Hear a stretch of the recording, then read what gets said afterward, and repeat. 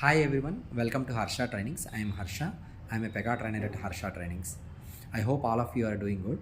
And this message is regarding today's session, like Pega New Batch, which has started 3 days back. And we conducted today as a first session. And in today's class, we discussed about what is application and what are the different types of applications, why we need to go with framework and implementation layered architecture, and what are the advantages of creating this layered architecture, and also what is OOTB.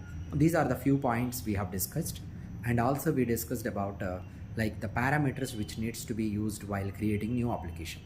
I did not tell about how to create new application, but that will be the practical that will be covered tomorrow.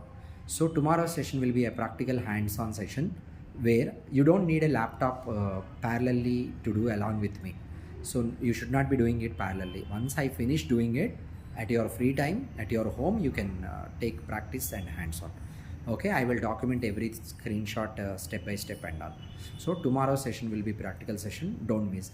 And today, if any one of you have traveled to hometown and returned from hometown, because of that, if you are getting late and you are not able to attend the session, please watch the video which we have shared you, and we will be continuing from tomorrow, and tomorrow will be the first practical session that we are going to work on. Okay, I hope all of you are enjoying the sessions and you are able to understand.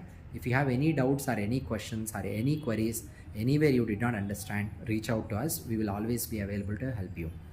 And one more thing is regarding your installation, software installation process. So I request every one of you to finish Pega software installation at any cost, max before this Thursday.